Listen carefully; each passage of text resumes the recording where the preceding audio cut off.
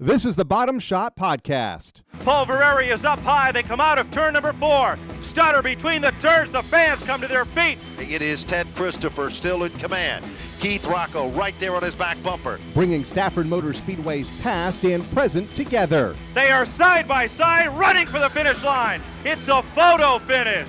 Deep into turn number 3. He goes in deeper than most. Christopher is in trouble. It is Keith Rocco to slingshot to the bottom, and he'll take down the win. A Stafford Motor Speedway production where we will hear from the personalities from the past and present that found success on the legendary half-mile oval. The scoreboard shows goose eggs as they wait. It's Pulvereri. He wins it by inches over Richie Evans in the Spring Sizzler. Unbelievable chain of events. Now, here are your hosts, Paula Root and Kyle Rickey. It was another wild year in the SK Light Modifieds at the Stafford Motor Speedway. A lot of young drivers, a lot of first-time winners, but it's one of the more veteran drivers to the division that picked up the championship in Brian Sullivan. And Brian, first off, congratulations on a great 2020 season. Great runs, I think top 5 finishes about every week except for the final week, which we'll talk about in a bit, but consistency was key for this championship. Oh, definitely. Thanks very much. Definitely just a great year. I mean, wish we had a few more W's, but all in all, top 5 pretty much every week. And I think even like 12 out of the 14 races we ran this year were in the top 5. So definitely a good season. I got to say, welcome to the podcast. Kyle didn't even give you the welcome. But welcome to the Bottom Shot. No, this is great, but we love to tell the listeners, who is Brian Sullivan? Kind of, how'd you get started in racing? Kind of tell us your earliest days at the track as a kid. Early days, I guess, just going to Riverside Park and Stafford, every week with my father. And, he actually worked at Scranton Motor, so he actually ran the wrecker at Stafford for a while. So both places, going there every week and as a kid watching and wanting to be out there as a kid. But then we got into the go-karts. My brother started first in 1995. And so he was running Stafford when they had the karts back there then. I didn't start till 98, kind of helped him for a while, learn setup stuff and how to build a go-kart, and I pretty much started when I was 15. And this isn't at Stafford, though? No, not at that point in time. We then. went to Pomfret, and then from there we just traveled and just up and down the East Coast pretty much everywhere. I'm looking around the shop here, and I see big checks from all over the place. Yeah, so ran karts for years, and I ran locally, and then we ran national circuit. I mean, we went to Florida and Alabama, Indiana. I mean, countless races in New York and Maine and New Hampshire. But we traveled quite a bit down the Charlotte area and ran on the national level. So that was cool. I won a national championship in 2002. And so that was a. And what type of karts are these? That was just a flat kart at the time. No roll cage. Man, those guys. I mean, I'm sorry, you guys are nuts. Did you ever run Daytona for Kart Week? Never ran Daytona. Okay, so you're not that certifiably I nuts, but you're pretty crazy. Yeah. Well, Kart Week, even the dirt track at Daytona was always around Christmas, and we're like, we're not going down during the Christmas break for that. But yeah, never got out in the big speedway. I mean, with the go-kart stuff, we might have got as fast as maybe 70 at Thunder Road. That's probably one of our fastest places we raced the karts at. Or Waterford at one time, too. So. Is there one event that stands out? I mean, you did a lot of racing down south, like you mentioned, at a lot of notable venues. Is there anything that kind of stands above some of the others? Yeah, there was one event every year they had at Charlotte. It was in November, the Briggs & Strat 300. Yep. It was 300 laps, live green flag pit stops. And you could have one teammate or you can run it yourself. And at the time, I think the first year I did it, I had a teammate and we shared back and forth. But the next 2 years I ran it by myself. But just to be in there, the atmosphere, you had to get there on a Thursday night. They had 140 go-karts, and they only took 30 out of time trials.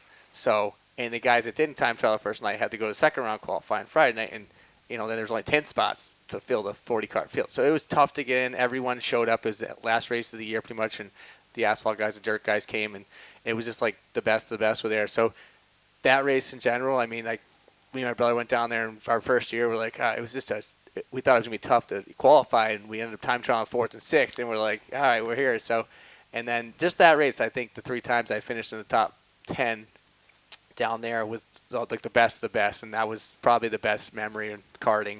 It's cool. Is this the track right in between 3 and 4 when you come out of the tunnel? This and was it's on the front stretch. Oh, on the front stretch. Oh. Legend car track on the front stretch. 300 laps. 300 laps. Holy cow. Green flag pit stops.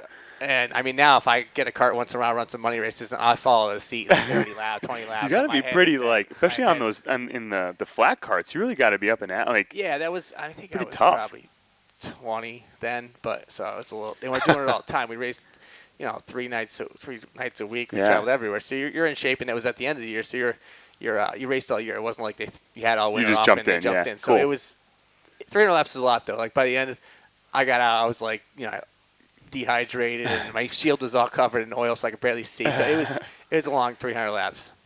Was there any drivers that maybe in Cup or Xfinity or Truck now that you were able to run against as they were beginning their career?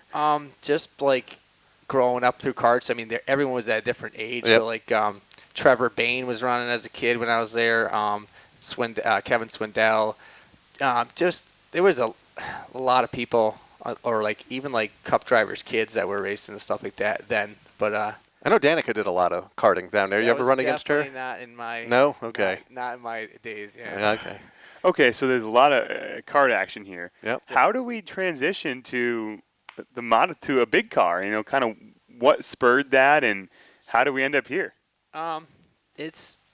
We're doing the karts, we're traveling, and I got to the point where we're looking to do some stock car stuff. Me and my brother, and he started first. We Thompson Speedway.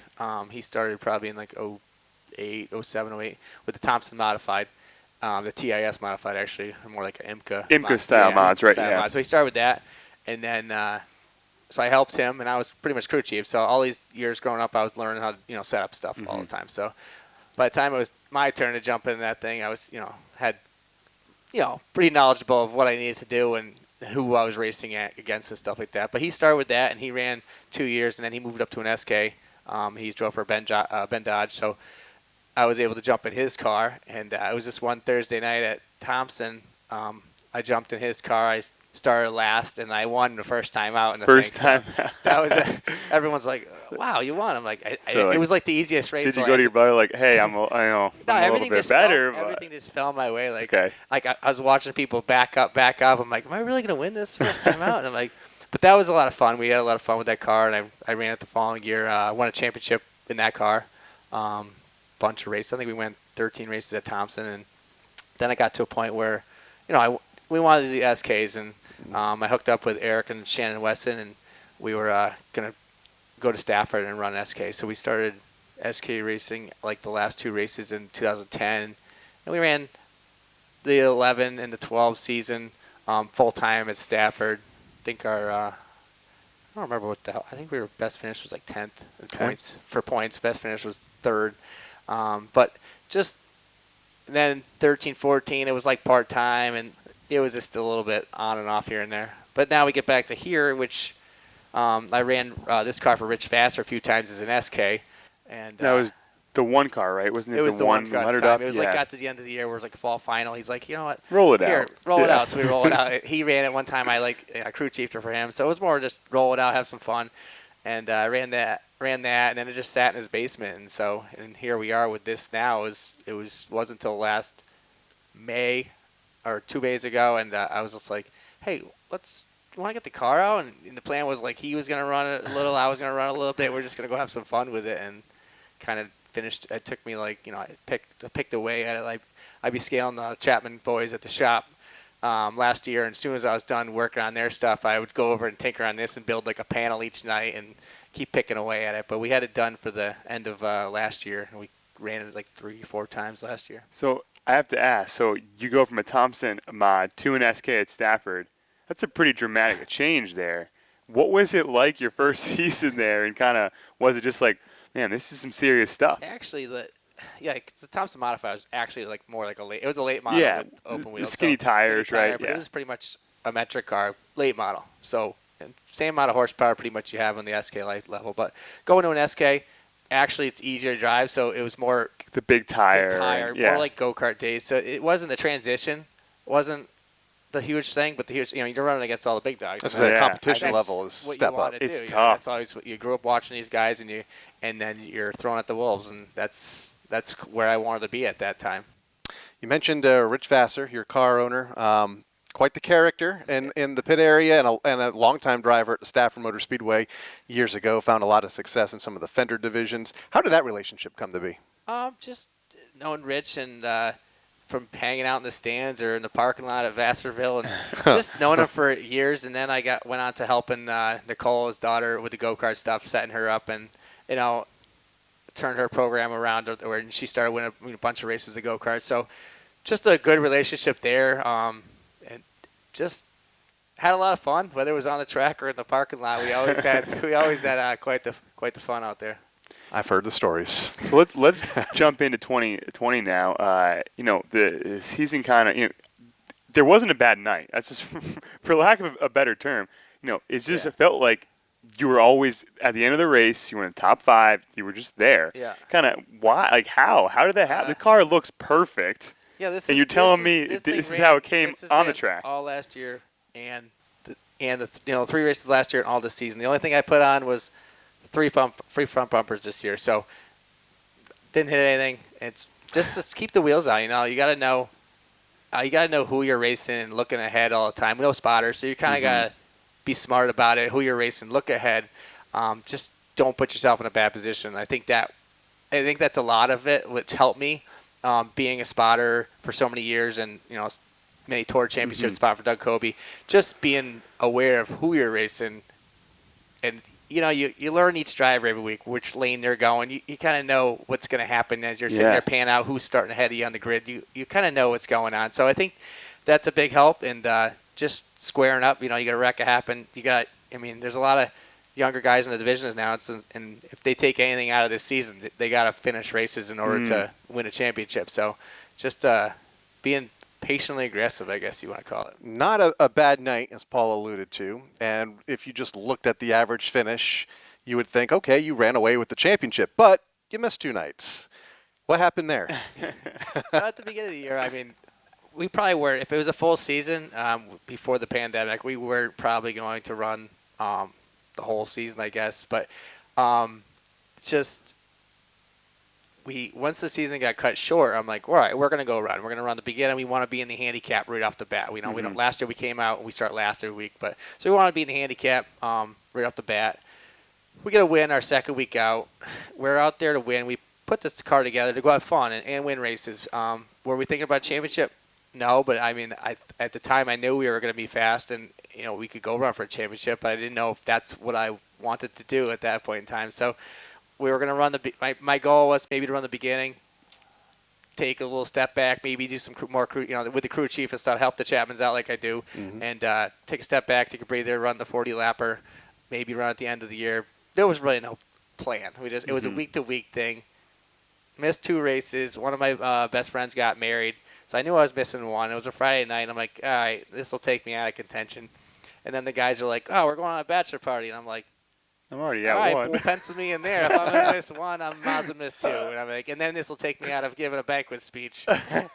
Well, you But got here lucky. we are. There's no banquet There's no speech. banquet, It's so recorded. So it all worked out. And, so now I don't have to give a speech at a banquet. So, yeah. So then I thought we would be not out of contention. I knew we'd lose 80 to 100 points and be missing 2 races, bring us back to, I was thinking like 8th, but we only fell to 5th. And then just everyone started. We had good luck and they had bad luck. We come back and we gained 90 points, 100 points in 3 races. I think Alex Pearl had 74 points around there. It was on you at least. I did the math. It was like a 115-point swing over 3 weeks or something like that. Where he had some he bad lost, luck. you gained. It wasn't. Somebody blew up, somebody dropped a hose and going into 1, and he's just in the middle of it, and here comes the 11 just going straight by. Just how it fell, yeah. Is that something you follow? And when did you start kind of watching those point standings every week? I wasn't. I followed them, obviously. You leave, and I knew I was going to be out of contention. But our realistic goal would have been, me and Pearl had a pretty good lead at the beginning of the year. Both of us kind of stepped ourselves a race up on the competition as far as points-wise. And as soon as I left, I figured he was going to run away with it. And a goal would be to, when we come back, to finish second. And then I forgot, I come back, I finished second or third maybe, first race back after I missed 2, and he had a DNF, and now we're only like That's only 40 that's points only out. 2 points I'm only one race for out Pearl. of it, so it's like A dead last in that division, is you were just obtainable at that point kills in you. time. Yeah. So. And so to expand on the class, which you kind of touched on at the beginning, there's a lot of young drivers. What's it like being, I don't want to say a veteran, but because there's not a ton of laps in the mods, you probably have 5 full seasons across the years. Yeah. But what's it like out there? There's no spotters. There's a lot of rookies, young, aggressive drivers. How is it out there every Friday night? It's just a mixed field right now, and I mean but the competition level's good. I mean, we had 36 cars the first 4 races. I mean, it's fun to watch. It's fun to watch. It's fun to it's fun to be out there with cars. All I want to do is run against cars and competition. So it's a great division. It's it's a big every year we gain more cars, but it's a mixed breed of people. I mean, we have a lot of young, talented drivers that can cut fast lap times, and but they got to string laps together. You got to make a whole race. So it's then you got some older drivers that race for years. You got some veteran drive. I don't know what I call myself. Like, champion now. You're a champ now though. So it's kind of like I wish I was still running SKs, but now I got I got 2 kids. I got family. I'm like, I'm not looking to do the week to week to have the pit crew and the whole 9 yards. This was just something to have the itch when I'm at the track, like helping other people. I want to be on the track. I'm sitting there watching. I'm helping everyone. Everyone else I'm helping is running good, and I'm like, man, I want to be back out there. So this was just throw it together to go have fun, and that's all. That's what it came down to. I mean, if it ever got to the point where something catastrophic happened, if we needed a clip, we needed a blue motor, we were probably done for the year. But it just top 5 just kept rolling in. Worked out. You're a champ.